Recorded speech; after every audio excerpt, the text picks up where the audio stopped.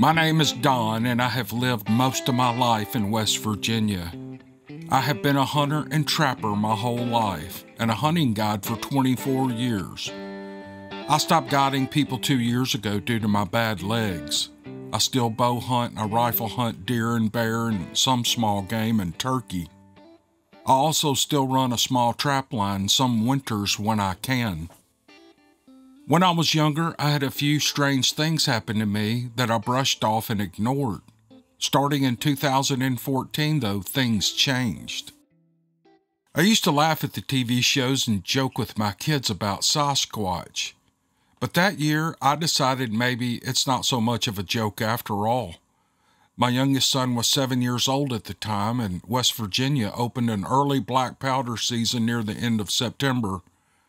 At that time, I was living and working in an orchard and upland shooting preserve. And after work one evening, I took my son on the four-wheeler across the orchard 700 yards from my house, and I set up to watch deer come out and eat apples. This spot was in 400 acres of apple trees surrounded by corn and beans, but there was a 10-acre patch of woods in the middle, and I would usually hunt in that area. When it was just about dark, we still had not seen a single deer, which I thought was odd. And then 75 yards away from the edge of the woods, something let out the loudest, deepest howl I had ever heard. The sound ended in a terrifying guttural roar that I could feel all the way to my bones. It was like a lion or a grizzly bear, but much more intense and much more unnatural. My son looked at me. He was scared straight. "Dad, what was that?" he asked me.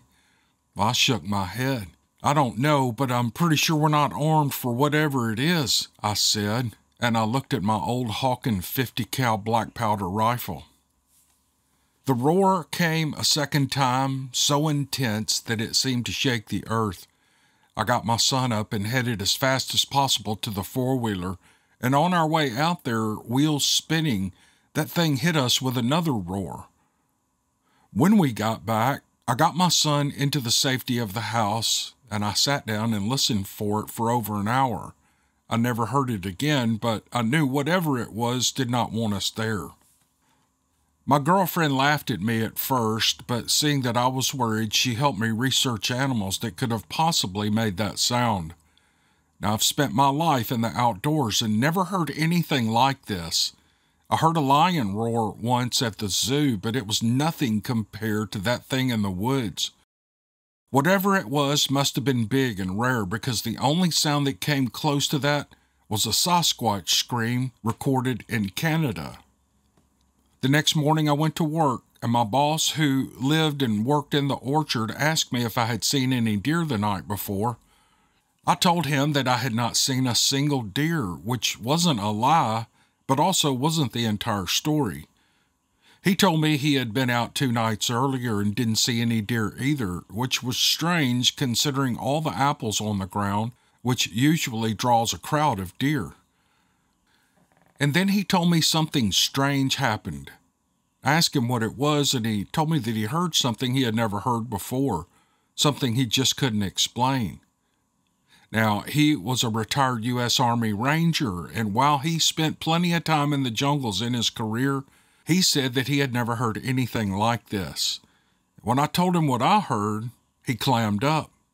It was like my confirmation that there was something strange out there was more than he felt like dealing with, and he brushed it off as being coyotes, and we didn't talk about it again. It's been over 7 years, and I think about that experience every damn day. And now, when I bow hunt, I carry a handgun. In fact, I carry while I work now because I'm in the middle of the woods every day of my life, miles deep in big hollers and high ridge tops. It never leaves my mind. And every day I think, man, I don't want to meet whatever that was that made that sound. But I cannot give up these woods. 2 years ago, I moved from the eastern panhandle back to central West Virginia, where I grew up.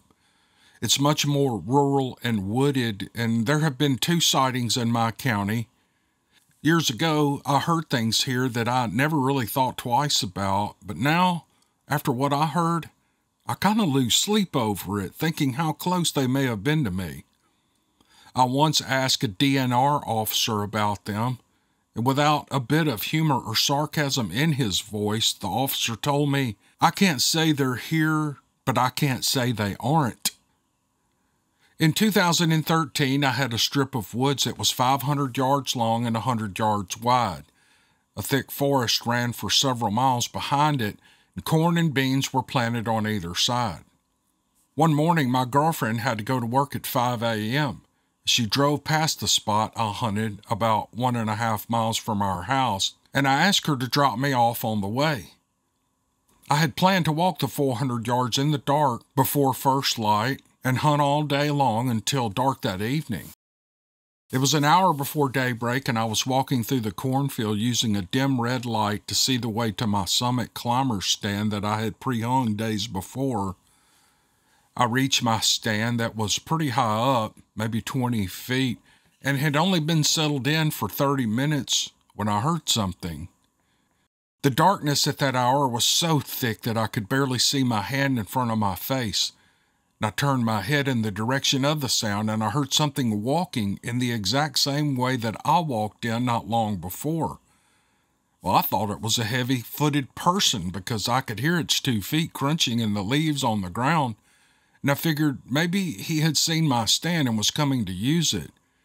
And then the footsteps stopped, and it occurred to me how strange it was that a hunter would be out here in the pitch dark without a light. My mind started racing.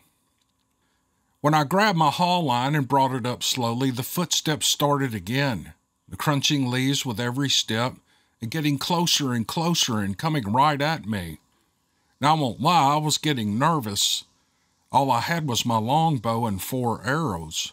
That's all I ever hunted with during the bow season. Whatever this was sounded big, and the closer it got, the heavier its footsteps sounded, and by the time it got to my tree, I was positive it was not another hunter. And then I heard what sounded like heavy breathing at first, and then I realized it was sniffing the base of my tree.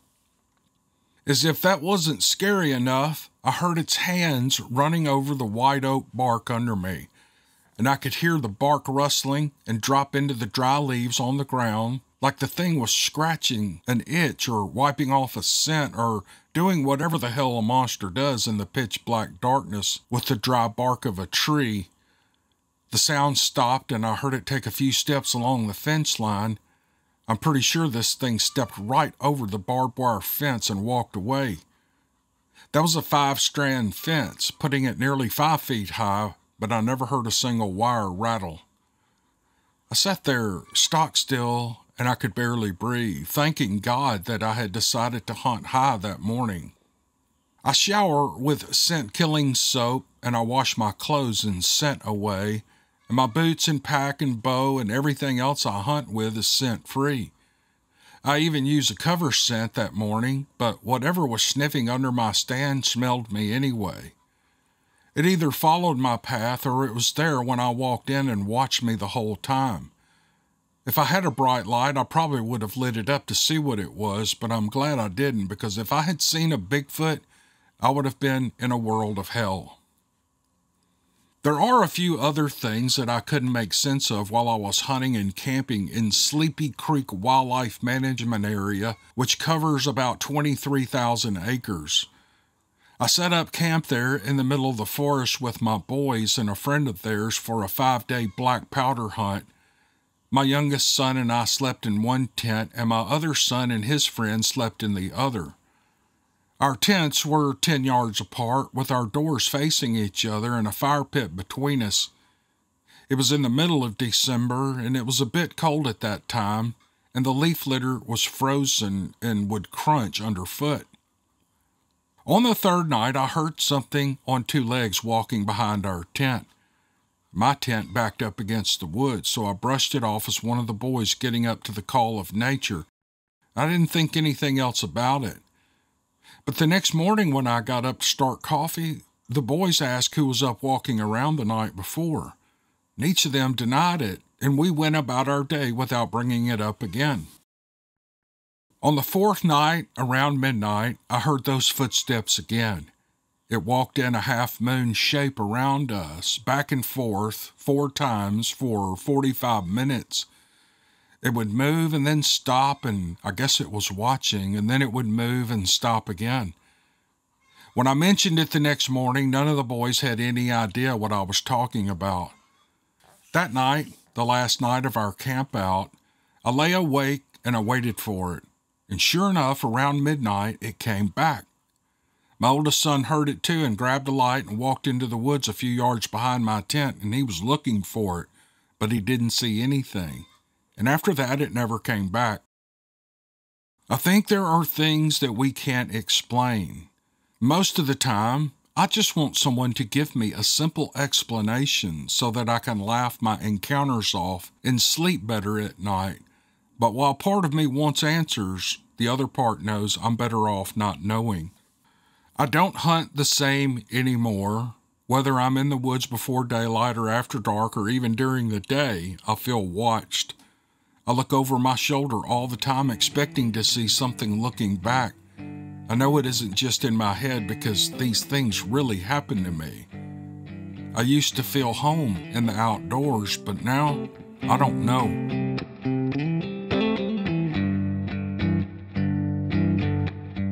Howdy, howdy. Welcome to the podcast. My name is Cameron Buckner, and this is the Dixie Cryptid What If It's True podcast. All we do is tell stories that are sent to me by real people. So if you like that kind of thing, you found your people. I got an email maybe a couple of weeks ago, and it was a very nice email. And they said they enjoyed the channel, all that jazz, and I appreciated the email. But one of the questions was, how do you have time to write all these stories?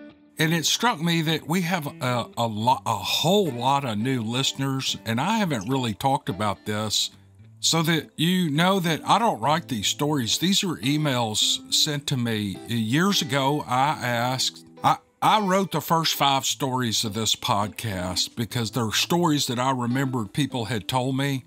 And after that, I ran out of steam and I said, hey, I can't continue this channel because I can't write all these stories. If you have a story, email it to me to dixiecryptid@gmail.com. My email's in the description below. And if you've had an encounter, send me an email and I'll share it on the podcast. And that is basically what we've done for the last 6 years. And I have thousands left to do. The material is never ending. People still send me stories.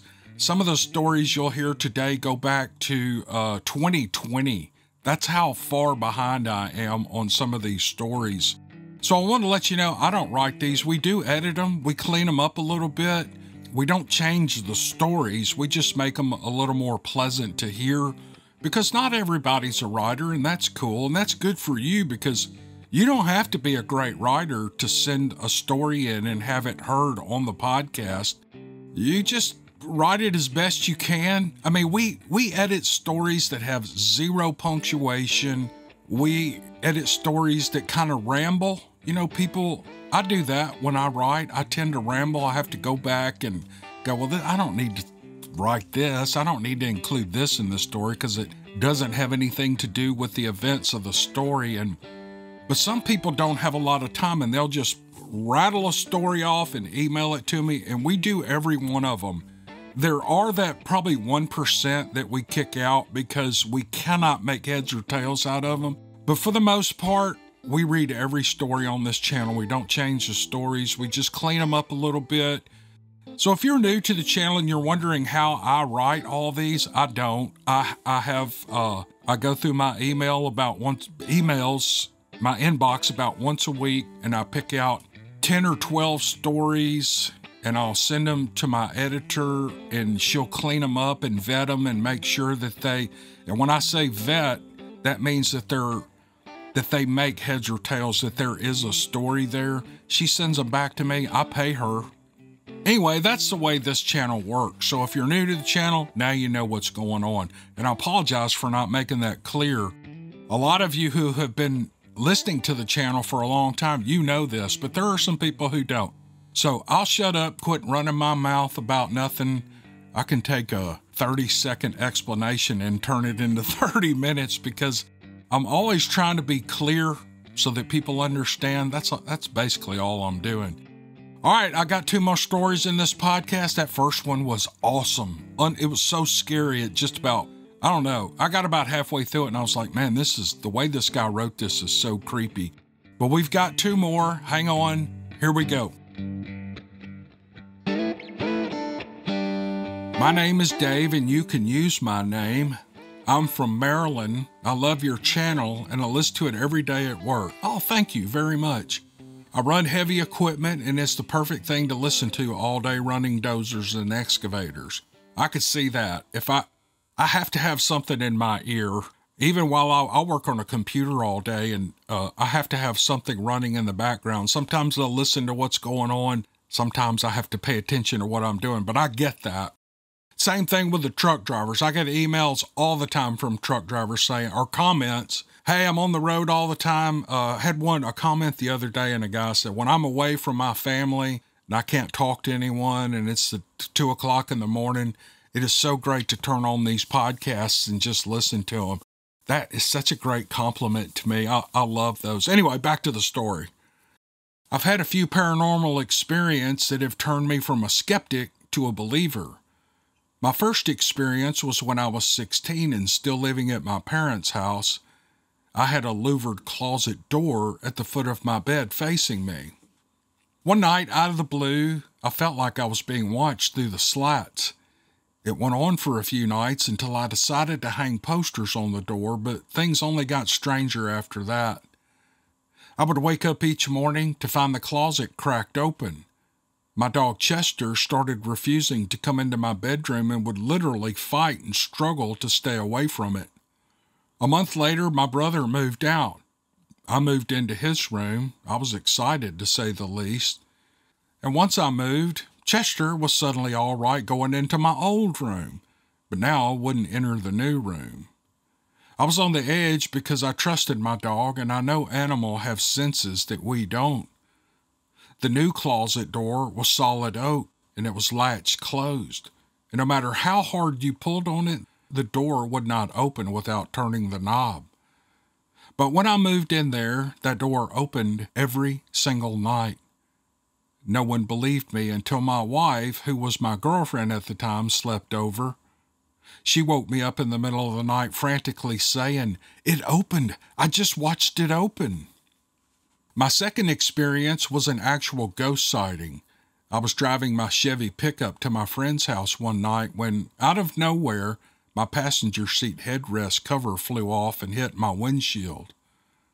At the same time, I saw a ghostly lady on a crosswalk in front of me.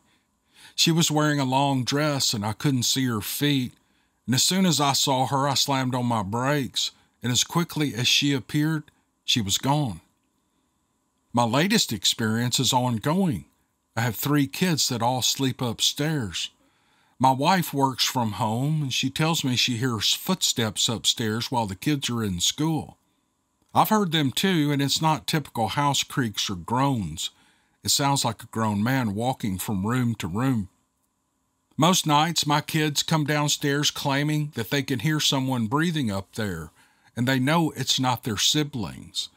So like any good father, I listen to them and I try to reassure them, but the worst part is having to lie and tell them that there's nothing to be afraid of, when the reality is that I've seen enough strange things in my own life to make anyone lose sleep.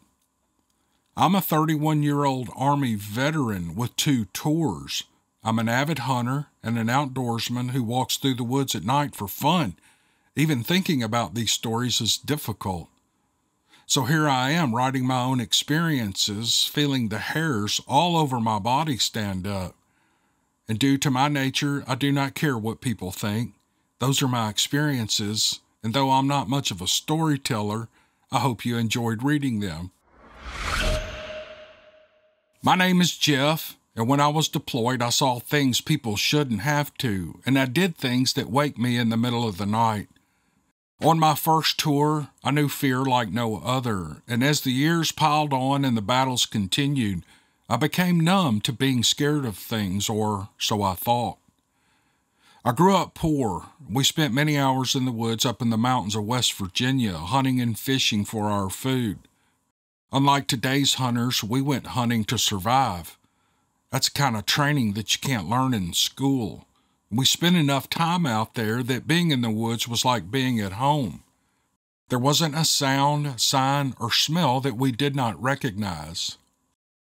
I remember my grandfather and my dad telling us to stay close to the camp at night because the man on the mountain was there. When I was young, I listened to them and I stayed put.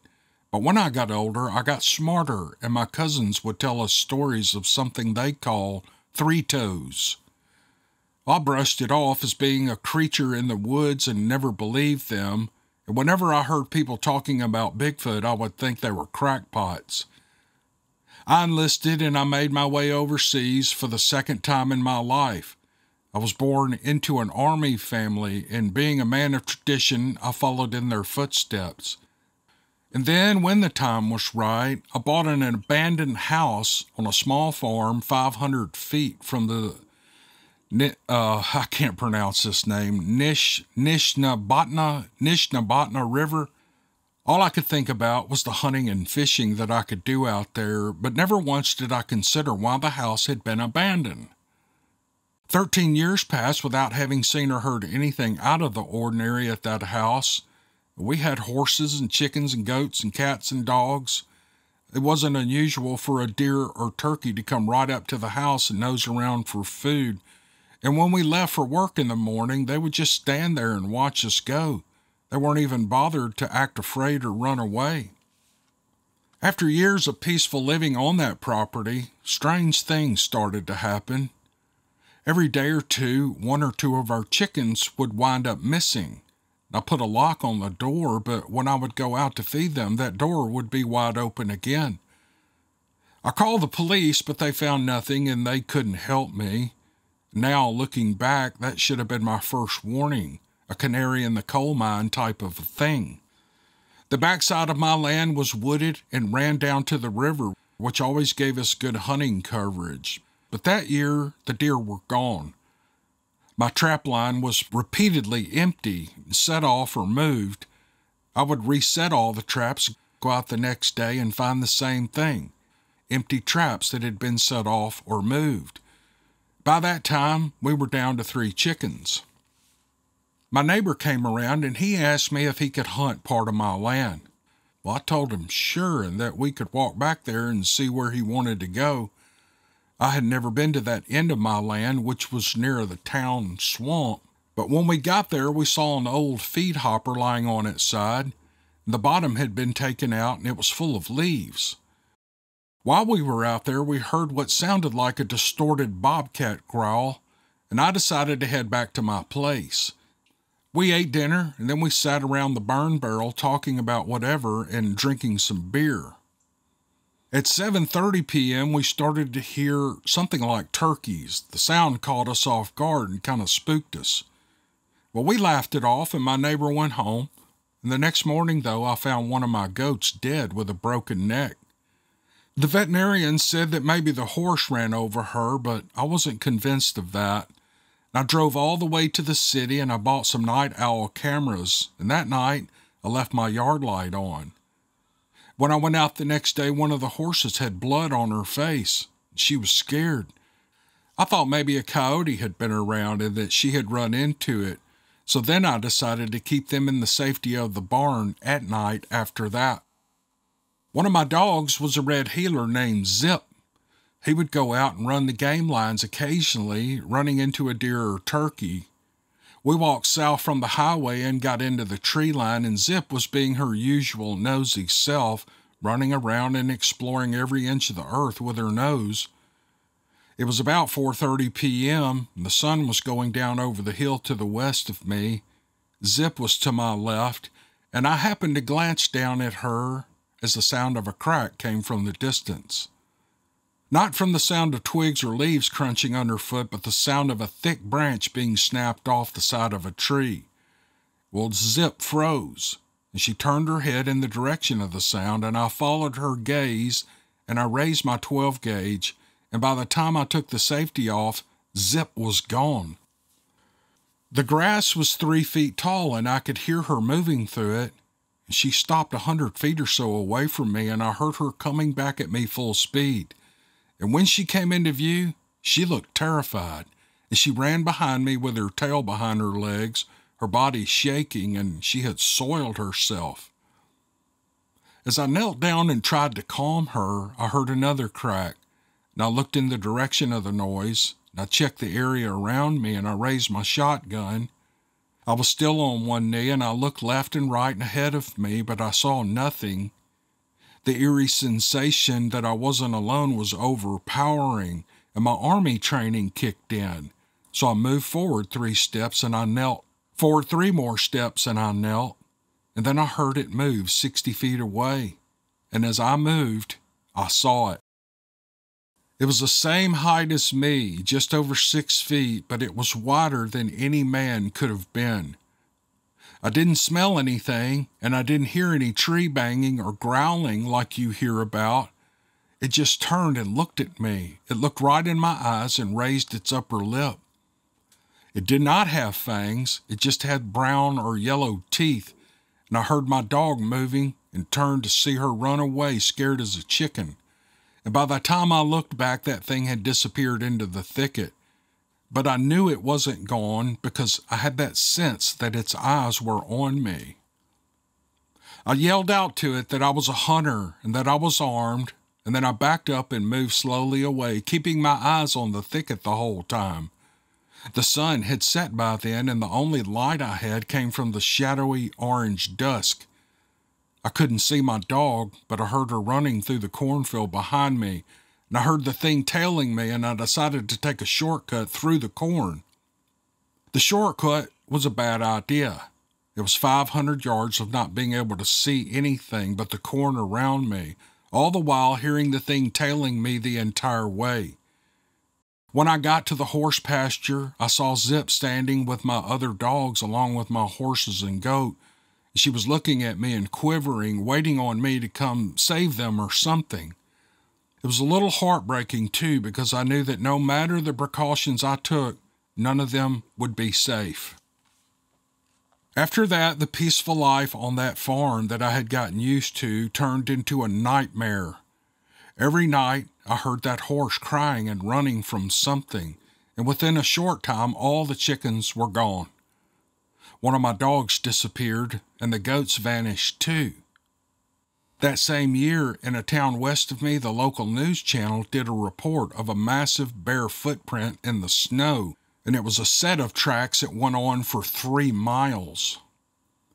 I asked some of the people around me across the river if they were having the same problem. They just looked at me like I was crazy and said there was nothing out there but my imagination. I got in touch with an old man near my house on the west bank of the river who didn't laugh my experiences off. We sat down and talked about what happened, and I asked him what was out there in the woods. All he said was, "Leave it alone and it won't bother you." That wasn't even the scary part. He went on to tell me that I lived out there longer than anyone had before. At first, I assumed he meant that the other people moved out and went off to live somewhere else. But something in his tone told me that he meant it was impressive, that the property had not killed me yet. I talked to a buddy of mine at the local law enforcement agency, and he told me that the house had been owned and abandoned multiple times, and nobody stayed long. Like I said, I'm a man of tradition. I followed in the footsteps of the owners before me, and I left that house too. We moved back to the city, and after what I had experienced out there, I gave up hunting and camping. To all you non-believers out there, I have a warning for you. There is something out there, and it is not friendly. All right, thanks for hanging with me on this podcast. Those were 3 really good stories, especially the 2 Bigfoot stories. Good grief. Man, those are 2 of the best Bigfoot stories that I think I've read in the last year. There was nothing really violent about them or anything like that. They were just spooky stories. And that's what we do here. We do spooky, creepy, weird stories that are written to us by real people. Those are real emails from real people. I appreciate you listening, and we will see you guys on the next podcast. Thank you.